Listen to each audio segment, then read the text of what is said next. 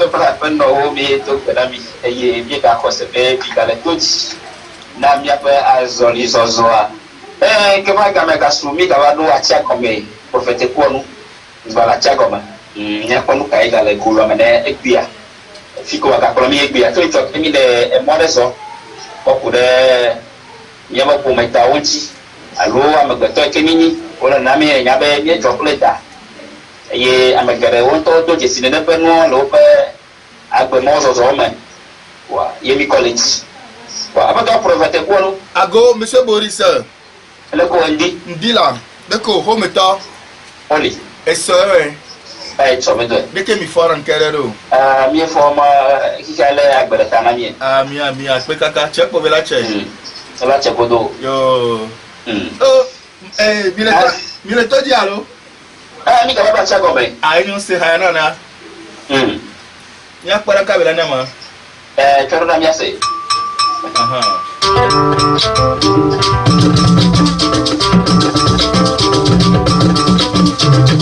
Lutin para de bebede, lutin para de bebede, lutin para de bebede, ati no base. Lutin para de bebede, lutin para de bebede, ati no base. Monsieur Boris para mi ave ti le pro dio ni bana akeke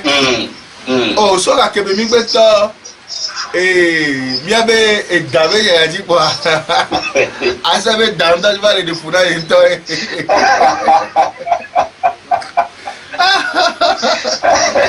oh du ka re ke mi to gyo banu we oh bi ma mo benu la ma mi gbe la we mi gbenu le gbo keke ale ke la saworo oh nke o mi reke bi yare e dare kan do so no re oh ko ka do so na ore ke me ma mo flame le ble ma ba ya ade ba le we aha ame ko fle ate ba nya de ame te fle ate nya de ya wo mi ah ru ka wa mi reke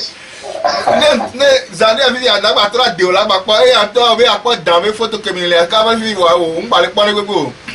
e gba tan to de dangan re to do le la si ke me sale wa mi si wa hallelujah amen o e danke mo se kore gbadi le ble ma be me se me ke la po dan ora ti antia e le la si ndeke ah bon yo o le dia photo wa no ka o po ko me po o po si o no wa po photo la va vo ela ah be chi lo aye ma se do beke agbe ma ke we ekereka oh bien to mi le toji na ma o le toji keke yo jogbe senu fi ala be ya gba azon le kudomia amesi ame oh ne mi di po kaka mi ba esron de agbe group wa o ji ne pona kaka no so ne dan wa o so na ade ade ami gbran yin so ba yi be ya mama we asuho nyu na keko gbobe oh asuho nyu na ele kenu bian le ntia oh yen di are pepe na be jiji me vide pepe oro c'est ça oh e ba de ba le via we enya ke be gbon alo ye ba ti vio yo so fifi a ke mama fifi a cha poga ke be poga re e gaba mu jamero di e ame ko be fula o fula mi ne mama o fula mi fifi a omna me o de so me o division voilà camion le fou me kaka ko kuwa ame o baba va ke o va tro jojo fifi ame o va ame ko play ame pe play o cho ba de va tro le na me le po me ame ah bon et dans les camps honorés fifi a maman ke fula me acha echa ke fula me wo fo ame kaka ke be kuwa echa gba tro wa joke ade baba le cha il a le bobo agbeke mi ato gbo mi mama onu a eye mi o mi va le subir ke mi o mi ka ni wo ke baba tro jo a wo we mi o mi va le subir fifi ya Kike enya va de na fule o bonabe kike me va gudu da me ya gbeto va di nebe mo la firi pepe be ya tempo e ba some ba nyona e voa e glona yo jogbovu toi ne an o ba we di ameke me di o le di o kwa aton kwa e wo ko be va zo na mi pa nu ke wo yin be ne mi le zondo ble ware mi ano kalo nu ko ni nu le mi e bi o mi atogbo wo e mi on to mi va le po egbebe mu e mi gbona nya ko jena so ntia veve to mi la no kasi ne kare kontina mi il est semia donc e dan ya mi globe e joku fo me ni pepe le topaji le no paji mi gbon ya be ntinya va yi mi so won fifia afanu yo dave se e dan le afanu ye o lave no célébrer adere le mi ame po meme afanu yo lave no célébrer azipede le mi ato ba paji alo mi ano ba paji alo nu ya deke o lave no se voju be nya afanu o lave dare ke ngbola ba no nya be nu ya deke le wa egbe adidi na ke le amegede o si egbe amegede do ma fan gba le kan afan gbo o le yike ngboye o le ponu ke le jodo wa di le o ba gbegbo nu me. Voilà. Elle avait que amion nangi saba ye o wo gbogbo me be doa ko gba tro va ke ya o va ku do mu 5 el tiwa me o so joa o va ku de zerika donc nous que na be no va zerika ko gbogbo an le na wa lo gbogbo an to wa de na e do ko so fio na o le e mo o dia e wa pa na yin be mi le zomble o wa nko se be amesisi o le toji e kuledia abe gan hodo la te kase menene yo mama o pra me gbo yo togbo pra me gbo ne togbo do pra me gbo mama do pra me gbo no le toji ga popo ya me nyabe enyaya e kan Voilà. ne mama o ke pra me ba demle o ame peuple ko pra ba de la le o Et derrière là, quoi. adia e mare akpa vezo if ya ne to pa di ove flame e no pa di ove flame a adela de funo la paix a kishi o me poe FSB o donne sidare Voilà. ya mbani kafran ami jeme voju be nya mi le gloro ya la na ipo si ami ala na ni keka po ebo mi la no kasem lo mi nda jagore pepe le jo pa ndo pela na ipela le kemia gege Non, mais Roma. si ami mi ami pe tom do de pepe ni o mi la no kasem vire mi la no kasem nyore pa hari ka po ami ela trono no me do mi si ame keke Voilà. oh bilaba ti wa no se no se nkete nu ke le jo ya voir yen to cham e trono no me te na fi kwa avant ko be aso dara ala wo ko aso dara bota kwa ne jo kwa bo e nkete ne ke zuru akema me la ira ka tro gbowa Ale be boué, hein? ebu fifia elebe no di sa nebe di sa kaka ne nkume gba kone ya ela gba baba ho me oh ele nu sumele nyonu me ele de vie mecha ele gba la vivia donc amade kukuna todo la nyu amesi ameke mi so les on et dambe mo ya be to gbo be mi na no gbo be et dambe nu le wo yo gaki am ni dani kape be nu le pomeme et nous prenons dans d'autres dans les 4 zones mi maman ko ve ko dan et maman TV le aussi Lokate. maman te on a que ta nene a Et que Dieu tu m'as ouais, au même lieu là. o ya et moi be ti agble si be pebla ton pebla nene ni eto su sesen le funu Et puis, eto su sesen le funu amoyina to gbe titi me bi oyina funu o funu na nene pe won le funu ezo adela medo ola wo poe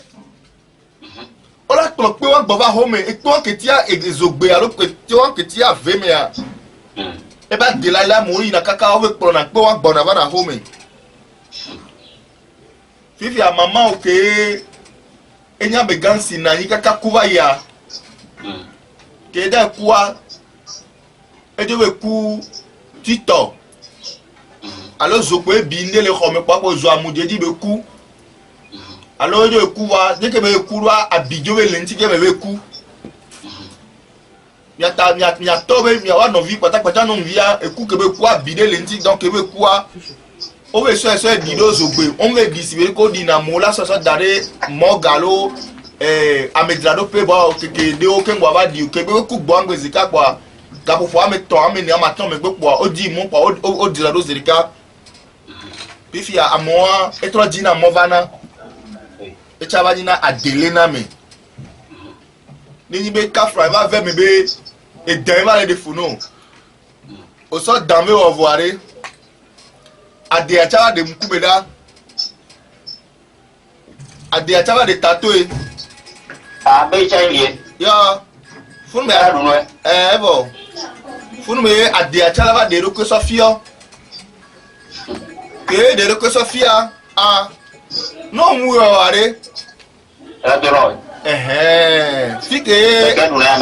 merci beaucoup akpe kaka fike enu on to va le jolé ne oyi mia ebe obe alosero kwa no kede yantia ola ji kaka la gba be de ba poto mi maman pla me po ba de won lele mi e de won do la pa de won gbo no nu pa de won gbo na wo wa ola no sanu kaka wa e ga ma nyan ko la so no wo c'est ça ifia ko yi kaka o be le po be ade ke be lewa o di kaka be awusa mi maman be plelo ko be pla awusa re fu awusa bo ju mje yo me voir wa fu ke awusa be voju olubije la do nu mi le won alo wa be konu wa be gare no won il est seigneur oui donc nemi le do to nu de mi akpobe eni on to keke ya po me be nu e be nyinami ke mi do la le nkudo po mi anti la nyanya be po me be nti nya nuere ke ngbe ni mi anya afoke le be mi asole agbogbo nu ami voilà wa pede ya ni be de njole dambe konwa e dambe nyanji aussi bois ndibe magbaso do ayemi na mo be le dambe wo be megbe domea mi ano don be mekaele mi amamo be po me na mekawe pla me po mekawa me we pla me po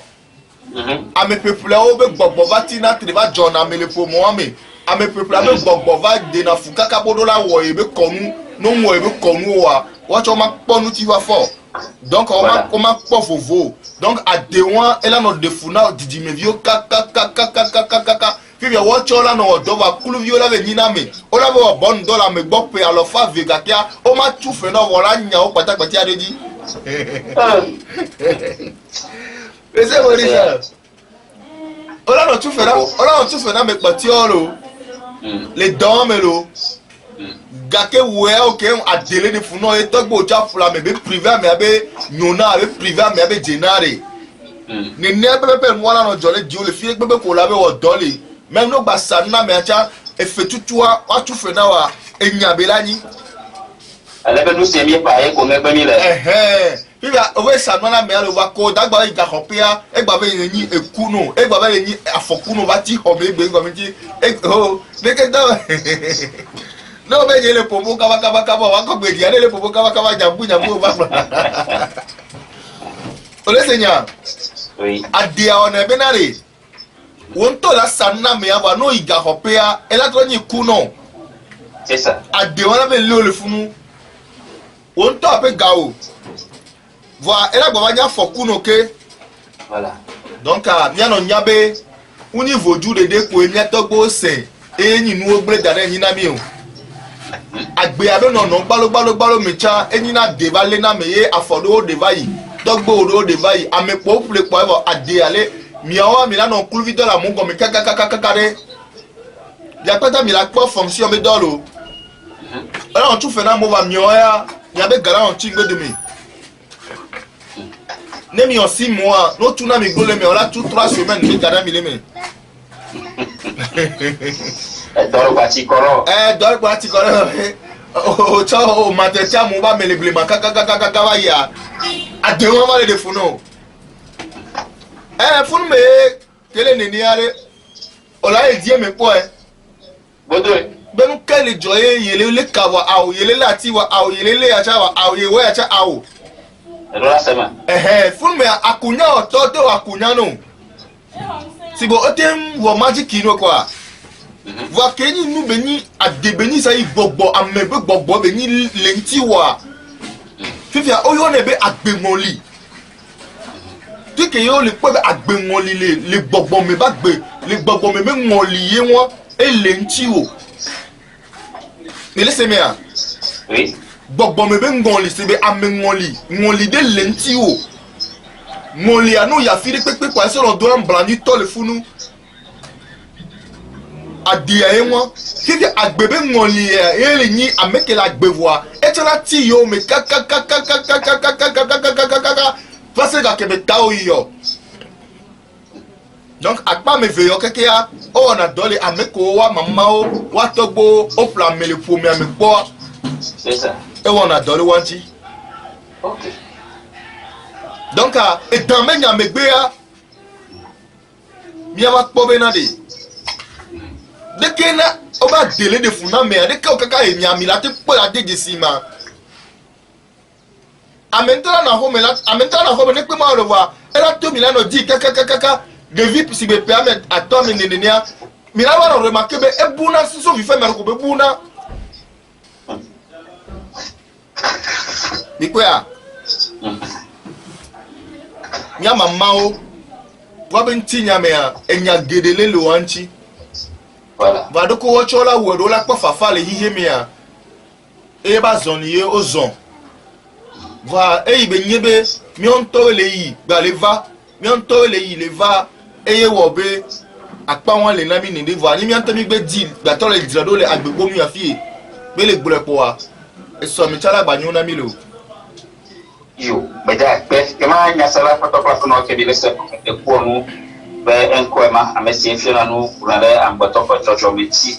ni do na ku fe no ba di kokoko le wona ya mabe ni be ijibe yo apie yo a won no kupile e kagua ni ayo le 90 83 11 44 90 83 11 84 le 99 46 05 40 99 46 05 40. Protocolo Ago ba to be na we. Nda pe. Ni mi ayin gbe to me video are. Mi ame edambe enya mi abaji de kare. Ena minya cha to cha be etale nke to ti ke ko yi da.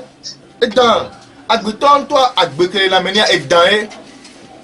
Yiswa mi hre ndele Mateo magbale me benare.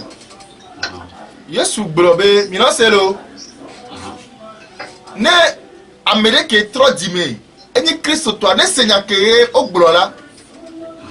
Sibe mi abese me le tore nya anti ba selo. Oui. Obe Matthieu 12 verset 43 44 ade. Obe miawa edan obe didime vio mi enye. Bien sûr. Bigboa mi gbona kokokoko be yovo les unions Africa be satana mini amon croire na nya gbere o Bien to cha bi dura ne o kire ne. enane o le ta Yesu ana mi o ta na yovo no la gbe ta satana kwa o ta ne ame ibo fifia ne mi le senya ya obe mi abe didi me vio ni Adam play mi atogbo ni Adam flavor o so sembo de ejan eba dogo nyonu a kengbe nusu achaba dogo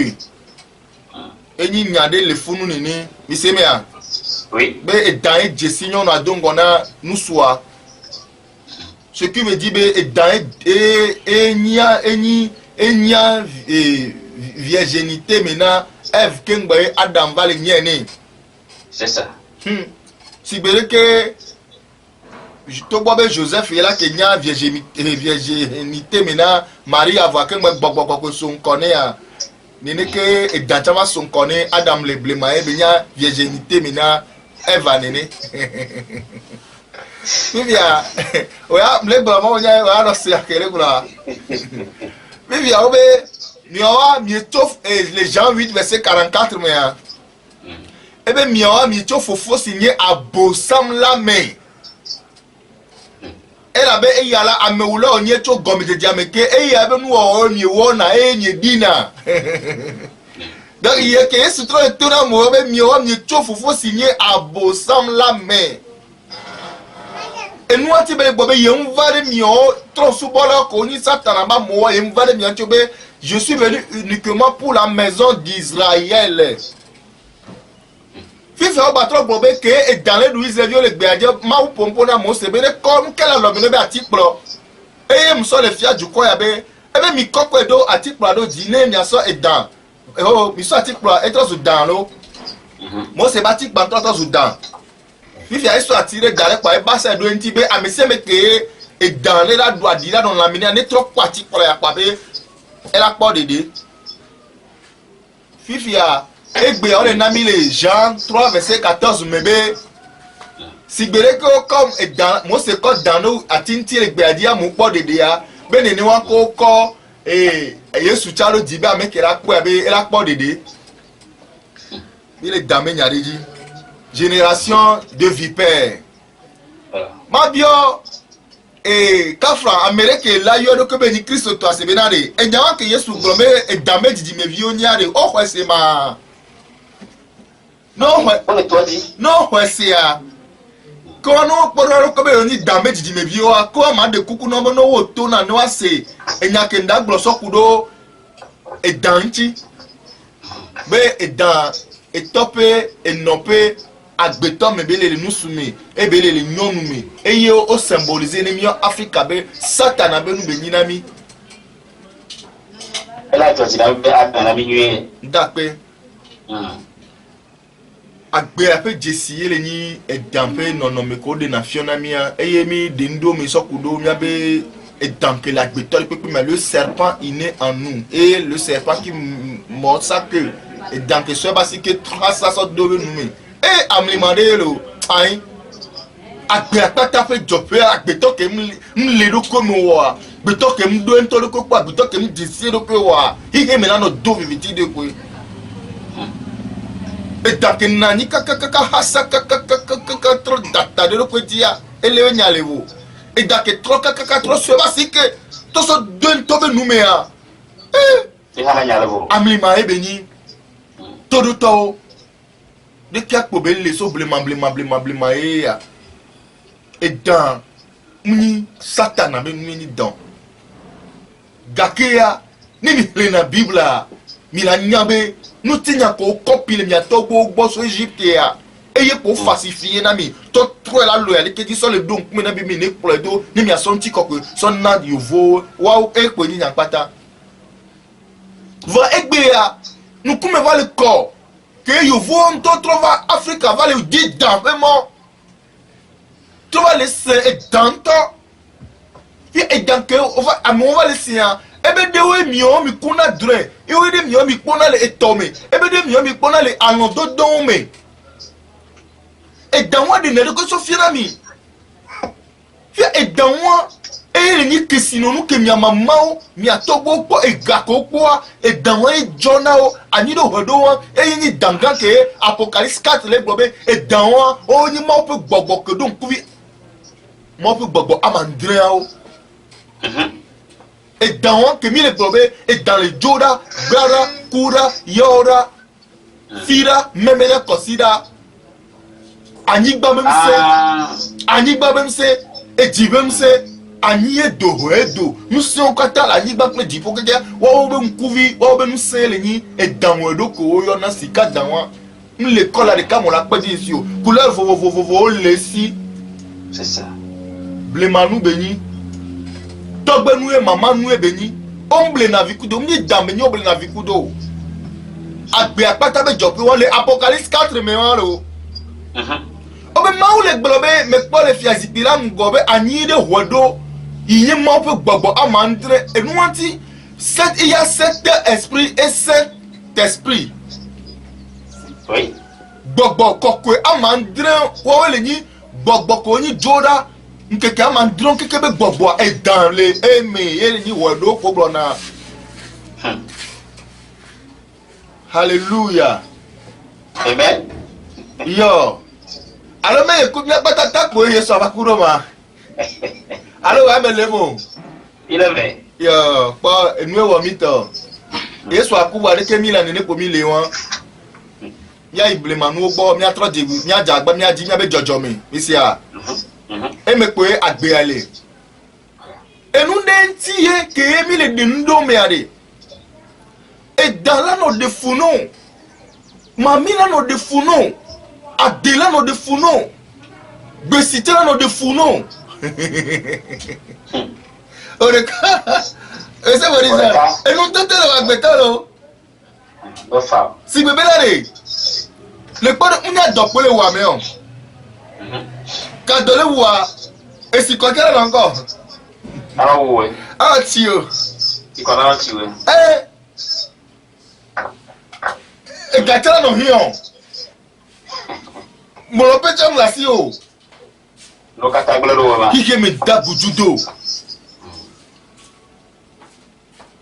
todo mi anyo le mi adoko mi adi mi adoko fi ka yi mi abeku yo be joso pele o le jojo me va ide no kenti gbe me va le no le ki o le blema ele lo obe yesu no ka enti o di ameya no von ka di la o enti o di ameya ku gbagba tore kedo di la we wo no von alo yento ye wo no von afi enti o va to di de kedo e nyati kele funa mi sera ente wo nu venti o diru alo dilawe wo nu venti to do ba va diro ma joba jobe nyade le funu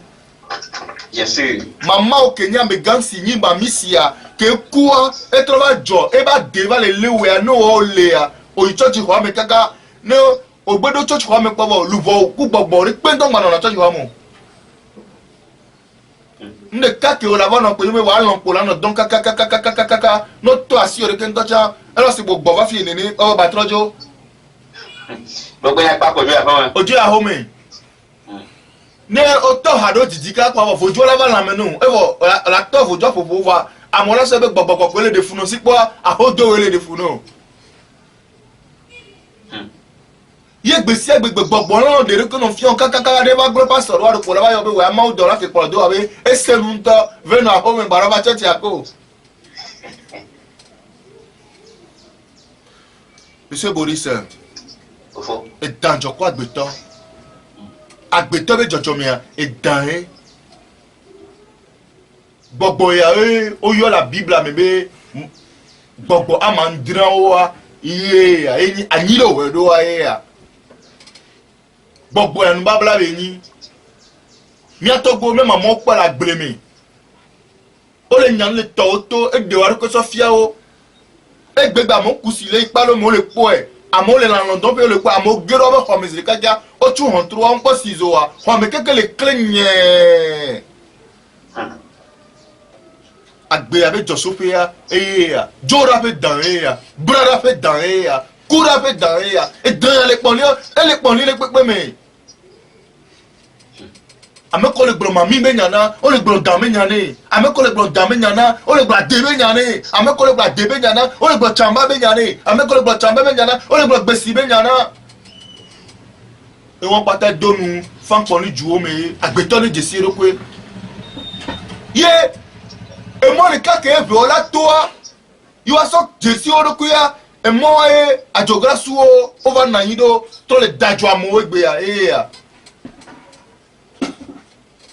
Monsieur Boris Fo. amekele wa de ya ekele o chambacha ekele o mamia cha egbe ya ekele o dancha egbe ya Ndị se chakalo. leblema o me dina mekele la be wa de be nu na me o dina levo afa e me dio no dina kaka we kencha fala lo be va egbe ya gbogbo Ademle de funa America. Edamle de funa America. Mami mpledoa. Eya mpledoa. Evo, amela son kone nou patabe, ila o mde kwe pano di la volinchi. Ana hida yi. Minam ya to bubola di no le miano kweme. Hochi balo. Ya maman fo. Eni ganon, o le kudo, o le kui kaka, mle vok bede eni ga okpo. If ya go chukyo onya jesike benya. Que sinon nous à quoi Didi me vient va gbe anu le kaka pa ofo na hotu le mo yi vo msone o. Bien sûr. Oh no to gbe se gbegbe le ndegbe ya no me nkube danku la ni gbagbo okuna hotu ku ya pe. Santana wonwe. Over e gadudu be ni egbe na be video egbe ya enyi achona ono poda so le do dame. Egbe otro so la chaîne on to le do e nya popo so wu e ko so do na kona wo be du na la me na o ni la cancer na o kloya egbe otro le dio e lo ara egbe a me so nu vio le kade vio egbe o so go tuki so da lo fine to be ja popo be jewo o bora pe wa esu jonu na le me su mi jonu na le ale na di do le nti o no to jonu la lo dio le ko ma ba se di do nko. Ah bon? Jonule. Ameti se no abe yin. Ekpe jonule. Devia ne le pala lo ja. No yi kaka o va sa jonu wole alo ne sa jonu wole ko nepa. Devia me ku me jana po ani. Bien sûr. Jonule e to me o po ku ole. Jojo me ade. Ebe nu pele wa gbeto. Mi gbe o, mi lo. Ebe nu le wa me gbeto. Yo. Mais d'après les prophètes Kouonu, que mia atodo no batia monsieur Tigo yo a konu de ayo adwa je le prophète Kouonu ela be yo pa lo do mele union e yo le d'accord et ala pro yo do alo e dala nu bele yo tia na mi nya pe menye e d'après huno o ka te ya ta mon ami ya yo le 90 83 11 84 90 83 11 84 les 99 46 05 40 99 46 05 40 bon ni be chichare le tochi eye ojibe yiwa yama eta be nyare premier alo etala mere kunduna mere ejibe epiomi nyare ko princhi le kamere kileta ayomi 96 80 27 27 prophète ko no bito boy Dagwe egbere de egbe edame nya e plomi do to mi kaka mi le yo e ke no le defuna wa no nto le ago egbe ni chobe da le ni ado to se pe apama bon ne pas te faire que en viva pe umi alors ma chichare ke be gali agba ko ne pe eta ogbo wọ́n ne pe da o le fodo de via wọ́n le jeje na lo mede na ko lo ogbedo ndape ama na mare le kam ne mi tengo allo de ton wali de grand frère egbe ro me ko me kama to ko fo tu wezo ebe ma te be na le eh Mwenyewe le fotu na mbele ama kona stave tope opuna we ameraji ekopori ukone be pasiri ela tope ta opuna yo ase ma joja ele maga ejo ti dam to ma fere saria okay apeteka prophète Kouonu ago ese be dia nyem se tutu ebe ami akuna leta la lope ne eye eta kula nuna mea tisi ami ava ka ve jibe ko le jiji me ova le toto na me ave no be manie ele bia bio be de ya te po ni be tara to kun kono la lo me bole bi ti pa no be mania yo akpe ne kuku ke dale fo mbone ntoare e bien nyade dan ok fi ma ma glona mi ko be eta ko amedo ku do dan o kana sem la lome o yen to gbo fi be dan po na mpona ye bien sûr si be nen le pompo no anam consciemment re ça dit no do nyade re me ko le bi o la bien fin amelo do faculté que o kana sem e dan ke to na amelo be na on ba fo bon ba pu jobe mda du obe le wa gbo le po wa gbo mais c'est bien normalement audio que on en dit toi aha et dans les et kana sem ku da me ne e pe be umdo di la po yo wa e tro na no me de que la te solo de do que fio bile se ya oui amo wa re o po na anu agbagba nto de ke agbagba re ke se ke mva radio so ni ku do mi le po na no wa o po na ni se le minute femme ni nous que voilà blona o blona na o e wo ba trova na fia ok si ai do ti pe ya o le to me ma mi e ta pe yo ya nous que na matendo funu tine ware e ya kudo gbogbo ke le pompone ya e do menya enwa mina se nyanwere mamile e da mamile va me da mamile va me kaile po nu men ne di ya le kanfan doa mami da o senya ti walo fifia de ko kakakaka e ya le po nu nti di le do kweme o ebe di la fibu mais c'est Boris oui mbona nyane bolo ewe ya muni bebe le kudro im le sele pegbe gomen ebe le po e dampo na mpo na yi nka be mpo e dampo na ne o ba te bi ofa ya lo bien sûr e dampo na mpo nyaka e dampo na ne yen tom nyan tente dale ponko ne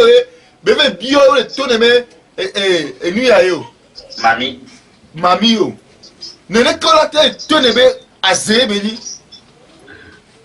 ye bo se nke ngolo funa mva me antogo ne yero ko me gbo se enyankai e danke be pona pona mpona nyankai dagbola ne bele to me o ma sondoa sodo ne o le di kaka gbe so alove cameron ti bo ko ne na me apare pro kadidia so na zerika ko no bole eva me magba lo po dangbere ma mo kase ni o ne pe la jori chama da magba ni ko ela ba to do pio ebe so ba himile gbro ebe so ko da si bi ne ni azena na yi o ok ala be yue to ngi bene ne pe lo tongere jijena ni ya ni afa emi yimi aro komela o pare afare elu ke dona me do afa ngwa mu nyo opo kafra ngba ni mi o tale du mi apa mi la je mi kanfan peut-être même dans l'examen kabo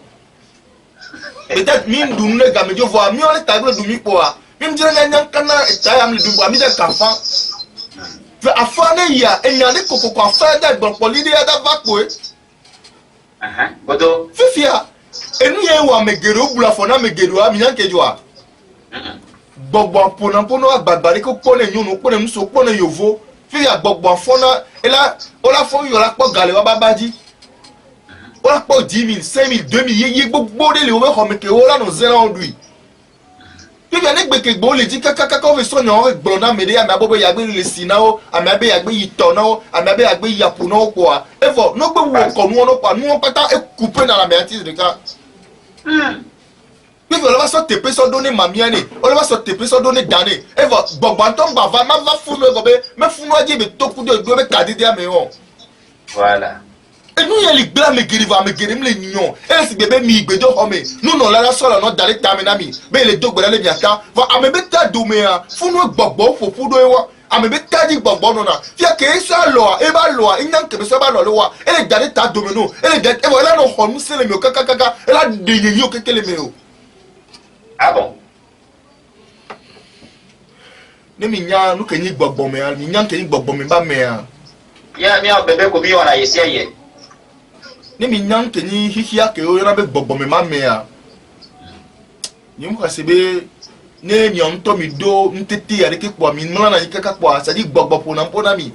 yi mi nte yi na ne ko la bia no kati gbogbo ya bia se ne gba po ya bia nya ya amele ta mo no nya ka me agbora na o ma no ka o ngboro nya ke gbe dagbora ne o okay mi akwa me yare ehwe ne be se me no ka ma fofo bia ro la de po ta ke le bia nya re ko le dagbe le kasi ku da ela bia nya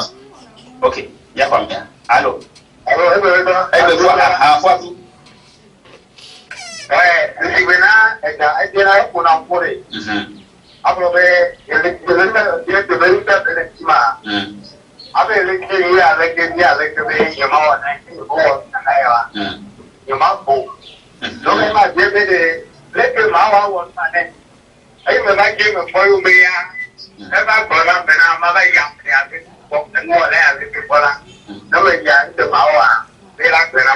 alebe edate klo enyama le alomeno ye toro da ne pa mi agbo okay emeko akpe yo Monsieur Boris, oui o se nyanya go me voir o se nyanya go me voir bese no so o se nyanya go me voir kito nyebe ye to wa bia enya da ndakpe bi pare hihe ke miliare gare mo no fon jure asigbe kware ayi asibi na ko be me ka onya gbe ton la si ame vale sanu ma kwa me ka onya gbe ton ma asano gbe ni duro pa ayi asibi fi ka sidi na le ya ana le nkude asisa lo kekenti ana ko be me ka onya gbe ton vale sanu na si ada me ka onya gbe ton va si da ba plenu tro le joma mi mi nya ne gbogbo le pompo na mi are ne mtom direct mi o are nous pour dire mais j'avais dit voilà le caméra là dombo de me plus pono va baso gano omnia kono ko da pour les gens omnia ne ko da pour les gens bon il pono plus paiement et mi ça dit mi aba no don wari e me mi louvo kele mi ame ame ke mi ni e be me me louvo ba me me ke mi ni ya e ke pono sala no pompo na mi si bere ke ku do mi le casse mi consciemment ya ne ke gbogbo ataka na 5 fois me consciemment le esprit me ewa funu me gbogbo yo na ebe nkona medole benole ele di yo wa neno yo ton ko ya ji voilà voilà mi no nye so na ko so na bebe mi ponampo e gbogbo le de funa gbogbo le de kena ele por ke na me agbe po ne be we trivial mi aji po e da ti we trivial na mi o ko da si o e vo funu me o da so kon o la gba so gacha so ko le mi asi aso lo podi so wo na mi e vo ije mi la do viviti do mi ya la wona globe o li pon na e o ma mi na e vo e ba gbe mi chaka yem le se ne pepe go mi o yem lo de ko le yin ko vo yem yi ki mi le chaka c'est pive enu le pompo na unto enu la tamono enya ke no le gbo na wa no ndo ka dede ko dio e go be odura do ka dede ku do mo enti no le de ko so fi o le podo ko le tomere mi le blevi ku do no mvio fa inu su vio le funu no mvio nda popo asenka mi kana le funu na mi dire nya do ko mi abila kerenti e la be mi na fa ka pe mi ye mi be sebe afa le bobo be fi via be gbogbo le la ba de ko fi ora lo mi o e me quoi oui ma zondoa so do fa e ko se be ngi to bien pour fois voyer to direct pas ça merci OK vivia ke otro meto en dontia ne le funuare nka ne la baba bio nya na me na me ka be la bio la gba ye gbo ke nda pe ni ni agbeto zona le be hihie me won mi se me ya mi se me amedo wa toke ku ba fo na mpona o va dana ngena o amedo wa lele o va pona me gan ho nya ga me gan ho re epoku na dun papa re epoku na dun gbesi agbegbe e ma ne mi ko ma ne ne sikere e dana to ro che ye di mi le mi dazo e mere mi ve do akudo zo tape ya ya ke mi le dazo mi pe mi ante me ba gbegbo me le no ro azozo le zozo pe le no mi ba gbe mi nti wa fare pe le na ni wa mi tozu mi sadi tabasusu ma jere mi adi o homi a treman gere ji ba je nde di o kakara carton ko bientôt mi télé be carton jobi be carton o ma di kakara kanamia amo jagole gbogbo di egbe gbogbo kele on to be taje o duko no jagole ji o do mama ku to gbogbo do mi egbe be nya yi adudu na o egbe ezoke ho nya nu ke ho nya so gbogbo nti o ba critique nke ni gbogbo o ba gbe to jole bi ti la me e jole gbogbo mi jole lubo mi o n to npo nya nti la ko ni o npo nya gbogbo ko ni o npo nya lubo ko ni o vo da ba critique gbogbo ke o npo po gbogbo ke ni nu mapo ke ba pare le me o ke wo nto cha gbogbo yo ni ya o nje si gbogbo ko ni wa vo da ba critique gbogbo ke joko yi ya nko ko la te ona mi et dans mes nyame mi va doya nyame vi on do po voler lo ami nyame vi on bo mra ipa dan pe va mo na ogbo mi do gbara do po mi ho i do le vo si do po mi do po no chaga ka nke gbale wo we gba ko to le se nu po ko do na wa fefia de vi o mi po yi wo ya hodo mi ahodo mi yan ga nde journal mi nyare ne ombia afame ye ne nu yo am da no be ma no be awun ile se me ya mi le se kafra mfia be no kwa fale hihi o me kwa hihi me ranyo na woro bora po goro mle si bebe bono ko gba me no gbe ko Yesu Kristo la peta gbe de lo pa o la po village la pa so mle le ne oro yo ya ta kunu nda hopo no bi o la me de pepe si to me be no gbe va fuju agbo o we va Yesu agbo ogbo oreke nyenye be asisa sabe voju asisa sabe Yesu e mi le se me a endo le mi gbebe e dano le bom lineo monsieur Boris ne dan de funa wo le funu ye o so e dan gbo we po no povo o na mu se be ne dan de funa be le fi ta ko ara we ne ya ba bi menya wa va meni dansia dan ya fora na kama Allô, grand frère oui il faut bien te dire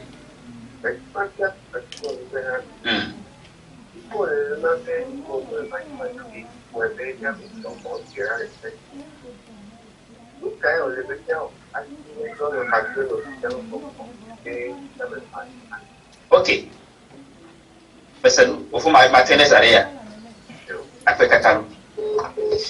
prophète Paul ago mi afọ adabede mi wonu le manya eye mi abe gbogbo ko mejo kwa o bere mi anti tani wojo le mi agbo o gbenu le mi agbo mo kanya wo fifia so be ni na ka de be yiwe plewo no de kukuna hihia wa de kukuna fifia le mo ka wati ne ba me ba deje se ko be jagodo hihia gbogbo ji jagodo hihia jiye ka fa no temle o te sa be o tem zoom sojari ka ozuji dudu ayi no kala sojari nti fia ke jidudu adawu na lo o kala fia hado to ke ni judo to ntia o kala jidudu antie ile se mea donc ma de kukuna be ne won to be ditinyanyo wa de kukuna hihia y compris na gbogbo ke eji o jagole le wo be taji cho wa de kuku ya no atro de kuku se ko egbe ko dona na be o titre le won tia no tron de kuku le gbedo do la me be yo myan de vie oni o le se mi a yo sa di be mi gba tri gbogbo de mi an lo de o gbogbo pato le bonu sa di ko se nto le fi on be gbogbo keke ojo ona dona ma wu nyu eku do baro keke ya o bo ona dona ma wu kaka mi se chaba ko sanwu yi ma wu mere réunion ça dit va mieux on mi jo de maman mi ado mi kudo ne bi nu va gbogbo won o ba ona dona ma wu va mieux on mi jo le titre de wanti 4 francs ende la brefifia gbogbo de la ko akoriye mi le se mi a si bo la so doda si da si de gbogbo da ba exaucer ne bi nu exécuter ne bi ta flatelo ebe ame wa tro yo me gbedo do ra me be yo jagu yo de ko le le ko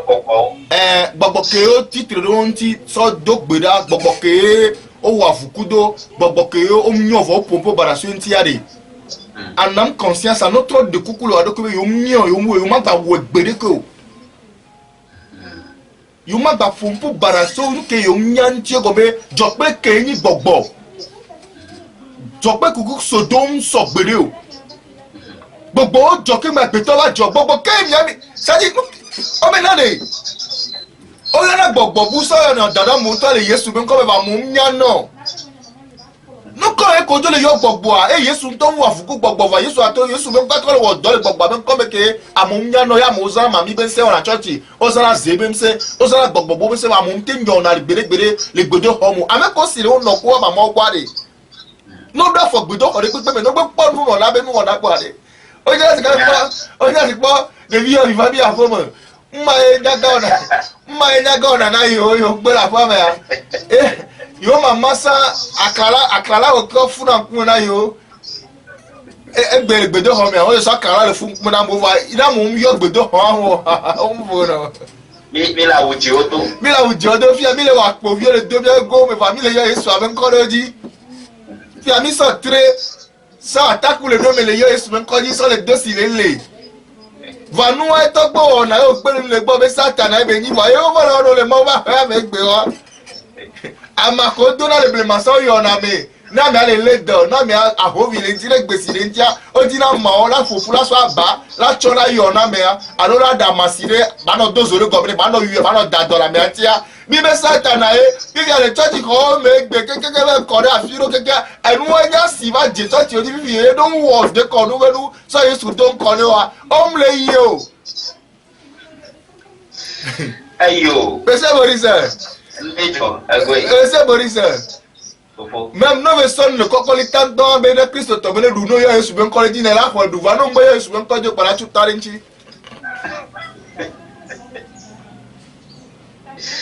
Ayo, nejo. Ke ma professeur ko mi papa pe ya ke ma do ko no ji ma cho de ka ko no. Ke mi e global pour de ko ne ya yue le 90 83 11 84 90 83 11 84 99 46 05 40 combien à droite de plus et na mi nya be yi me ko na bien ta le amedesi ta fi à droite de plus o me to mo be va yo pour te quoi Ago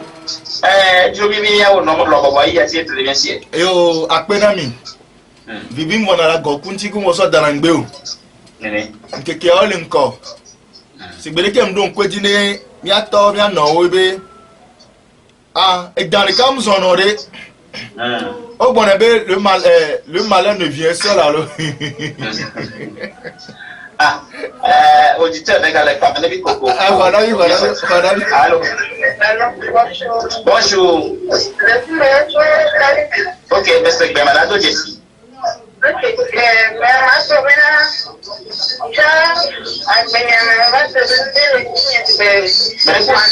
vais va dire convier na mako. Ok. Doya.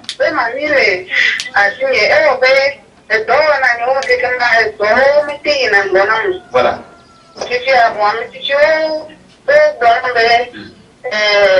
Malita ele assim donc ele tá dizendo eu tô contando nem ele me levou tua é para você vai bona gana kwa se eu ver nem ele me mal hoje me gosto na ira que lá jo atremo jo eu vejo na vez mole isso é uma coisa de nene nuare mate pona miento alo kumbe ojenyo mala dai no pona kuna dreta okay kuna dreta ya kumbe nyemeo no intiero kuna miento wa okay listen apetaka professeur kono monsieur Borisa seigneur de damenya mse abe konyo alors que nyinyo nu enti abe gba me konyo mse o bien na majuro pe monsieur Borisa oui mimba tite po mi afire wa kan na mi polobo po dana mi o de kira mi po bo la we na mi wala do polo na mi po mi atite papapa be o le we e me po ahele kwa mo le On bonne via nous aller bien ben nous quand on le pompo na yoma. Voilà. Nous quand le gbena me do ya me gbena me do. Ne nous le tadi nous quoi nous là nos zendo. Figa que on le confirmer be dans un an de fifi are. Dès que dans un an de robe pono e na ipo bien to ko be ya na ni ne dangba va la bien nous ka be le dima. Aha. E na ni po ka se ku to ku nu apo be e dan be nyane lo we to pa dia. Papa ahodo mede e no ni ahodo mede aw jogbo va to cha amedo wa kafra e to pe ku no pe mvele wasi o. Ba do va ina nene e mi ano ya de. Ne no mra ni sia. Uni pon kokokokoko odo na ne dan sinu po odo na ne dan ken gbe dan ira na me o sia. Uni mami pon kokoko la do ken gbe mami akele ta o dia de lo mebe sie be ba nu ken gbe nu ke be le o e la jona o. Aye wa nke je be na wo fifia so. D'être seignati que les gens n'embado plomb, n'embado sinupi au chane, ne nous jokudo wade, nodo todoko. Kaka se gake me mamianto tamono leonto boboome. Il est seigneur. Mi ve kran hodo, mi ve dogbera le tope, mi ve dogbera no fe, bana globi ade. Mi ato, mi ano. Balalo na milo. Prophète Kwano. Ago. Ma tasire ikele gloji be yento no do kwi. Nengi be gava ko ne pe takia. Ne bi ade. Ne tron di le do ko mebe e dan akele va e bola lo me ya dik mo ne kokoko le do ko me kwa. Ya no de. Akpedo de si le gbe kegbe ba fa lo be ga le ba lo to le be gbe to ra mi. Ni no do gbe be e dan kanyi nya no ka dan le di le gbo. Ebe gbedidi la va ne gbede ka ko be nu keke ko be zando to même ne palo me be le chan e la se gbe so dan wan gbo. OK, e me me dasile di le ne ko be mi ayi na to be de moji mi be to gbeda to or ko e gbe mi nya be ne be mi a to ko mi a no ko ma Wa to sunu bien. Voilà. Nde joto. Kaka e tamba do ma pan fufu. E danke du na ma pan mumwa. Nde jo be va do ma pan fufu. OK. Gami ayi adakpe. Kama mi ko se be nya dada ya se enya yi lo be yen to la tiwo. Eye ne yen to le méditation quoi, akere ne ton lolonti. Yo fwe de kon mi le papa men. Akpe. Monsieur Bodissel. Ago. Ya deni ba to gbe onu do akpe no lo. Akpe. Wa chu be che no. Osia. E dogane o le wo. Mi acha vivi tukwi ke minya egbo mi lagbon. Ne mi ngblo mi ore wa tichi onu jo na mi lo. Osi. Akpe ne hihi agbade be mo mi agbaba yi mi nyawe amisonya no do dabe ade amefefule enyare chale nko gbona lo. Akpe na mi Yo mi de akpena prophète Kwano mi takpena mi ape nseseo mi takpena tololo pe to mo to di sera monsieur kata wana yame. Mi ado puji be prophète Kwano to atiki de dabe pepesia RPA. Ba monsieur kata ya gramle chaka do vie no ma ko support ma eye akpe wale